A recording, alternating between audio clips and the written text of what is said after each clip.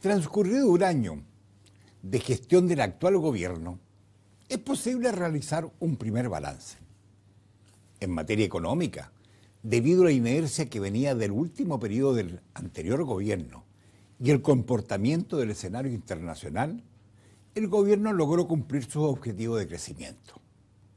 Pero si se le confronta con las expectativas que había generado durante la campaña electoral, el resultado es bastante pobre para la enorme mayoría de la población que no ha visto una mejora real en su situación económica.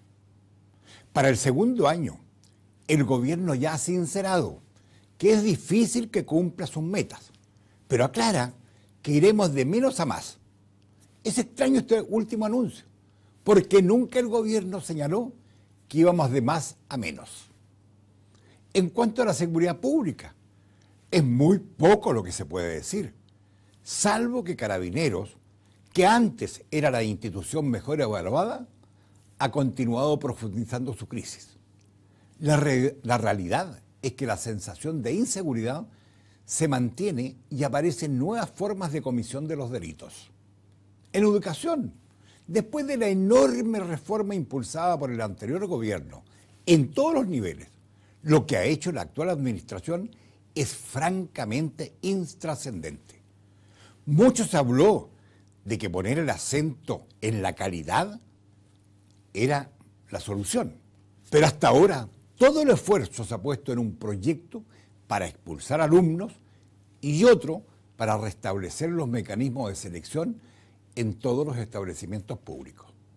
En salud, la opinión pública aún no conoce el acuerdo nacional anunciado con bombos y platillos, ni el proyecto para modificar la ley de ISAPRES. En materia de gestión, la deuda hospitalaria siguió subiendo y las listas de espera continúan siendo un grave problema.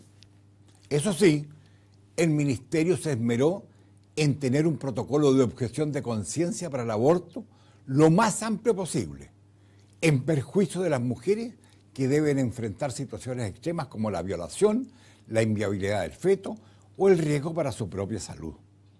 En lo social, cuesta encontrar una medida que vaya dirigida específicamente a mejorar la situación de los más pobres.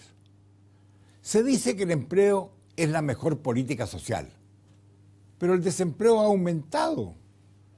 El proyecto de reforma previsional, en lo sustancial, mantiene el sistema de la AFP, de ahorro individual forzoso, sin componentes solidarios, y promete mejoras en un plazo de 40 años.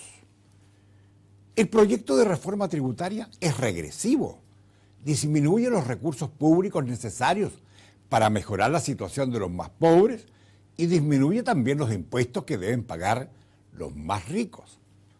En materia internacional, más que anunciar nuevos acuerdos, que es a lo que estábamos acostumbrados, el gobierno ha tenido que salir a explicar los que no ha firmado, principalmente por razones de política interna. Estas mismas razones están detrás del protagonismo que ha intentado ejercer en el tema de Venezuela, pero sin resultados y a costa de alejarse de los principios tradicionales de nuestra política exterior. Cuando se siguió esa política de Estado, como en el caso de la demanda boliviana en La Haya, sí se obtuvieron resultados positivos para el país. En cuanto a la descentralización, las transferencias de competencias a los gobiernos regionales son muy limitadas y llegan tarde, lo que es especialmente preocupante, considerando que el próximo año se debiesen llevar a cabo las primeras elecciones de gobernadores regionales. Finalmente, en el plano político, el gobierno ha intentado dividir a la oposición y saltarse al Congreso, hasta ahora sin resultados positivos. En subsidio de su minoría parlamentaria, ha recurrido a su reserva estratégica, el Tribunal Constitucional. Pero su abuso ha provocado la reacción hasta de la mismísima Corte Suprema. La agenda ha estado marcada por los problemas de instalación, nepotismo, nombramientos fallidos, despidos, exabruptos y ocultamiento de información, que luego de ser negados deben ser rectificados o explicados una y otra vez. Demostró iniciativa para ordenar la situación migratoria, pero no ha podido resistirse a incurrir en actitudes discriminatorias o populistas. También demostró flexibilidad para enfrentar las demandas del movimiento feminista, pero el cambio cultural requerido es más de fondo que las medidas anunciadas. Lo más grave es el homicidio del comunero Catrillanca, y sus consecuencias continúan manifestándose en la agudización del conflicto mapuche. Por cierto, hay logros, pero la gran mayoría son continuidad de iniciativas anteriores. Se promulgaron las leyes de identidad de género, pronto pago, CERNAC, aunque recortado, y Ministerio de Ciencia.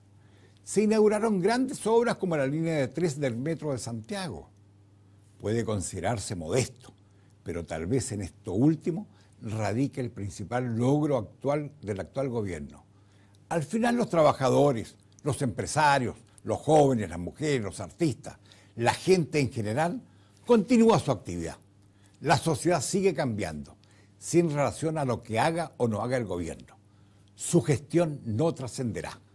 Ni grandes reformas, ni grandes giros. Es mérito de su propia moderación y de la existencia de una oposición que cuenta con la fuerza parlamentaria para ser un factor de equilibrio. Por cierto, es insuficiente para los desafíos que tiene el país en materia de igualdad y de reformas modernizadoras.